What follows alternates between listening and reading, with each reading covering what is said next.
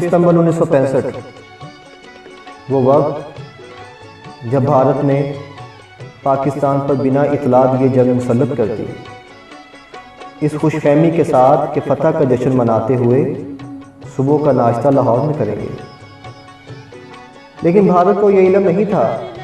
کہ اس ملک کی بنیاد لا الہ الا اللہ ہے۔ اس خطے پر حضور نبی اکرم صلی اللہ علیہ وآلہ وسلم کی نظر رحمت ہے۔ اس ملک کے باسیوں کا مقصد حیات صرف شہادت ہے،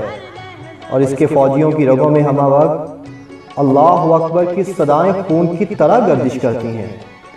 نتیجہ یہ ہوا کہ پاکستان کی فوج اور عوام نے دشمن کا ڈٹ کر مقابلہ کیا، اور نہ صرف دشمن کو اپنے پاک ملک کی سرزمین سے بھاگنے پر مجبور کر دیا، بلکہ کم و بیش 1600 مربع میل علاقے پر قبضہ بھی کر لیا۔ 16 ستمبر کی ایک رپورٹ کے مطابق انڈیا کو ان 10 دنوں میں ہر محاذ پر شکست ہوئی۔ کم و بیش 7000 بھارتی فوجی جہنم واصل ہوئے۔ پاک فوج کے شہینوں اور جاں بازوں نے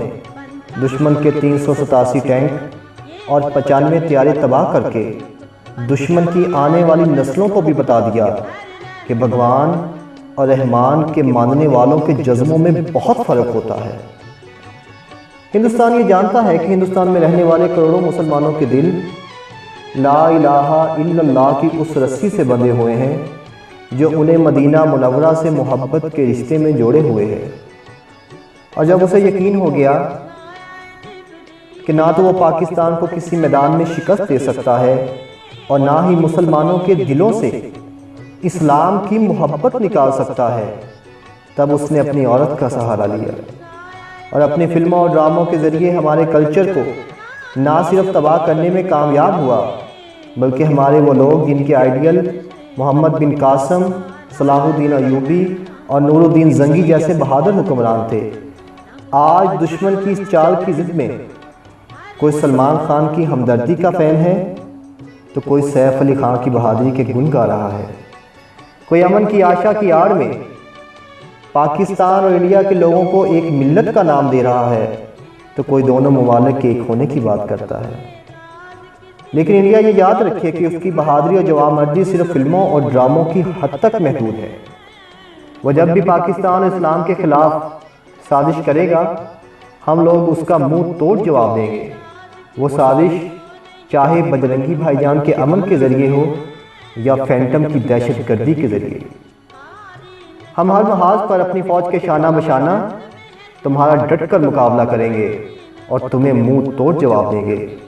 کیونکہ یہ بات طے ہے کہ حق اور باطل کبھی ایک ساتھ جمع نہیں ہو سکتے۔ ابھی پاکستان کے عوام کو ایک فرض چکانا ہے جسے جہاد کہتے ہیں۔ ہمیں بابری مسجد کی بے حرمتی کا حساب چکانا ہے، احمد آباد اور گجرات کے مسلمانوں کے خون کا بدلہ لینا ہے، کشمیریوں کے خون کا حساب لیتے ہوئے کشمیر کو پاکستان کا حصہ بنانا ہے، اور تمہیں یہ بتا دینا ہے کہ یہ جنگ تم نے شروع کی تھی اور ہم اسے ختم کریں گے۔ سینکڑوں عزیز بھٹی شہید اپنے وطن اور مذہب حق کے نام پر مر مٹنے کو تیار ہیں،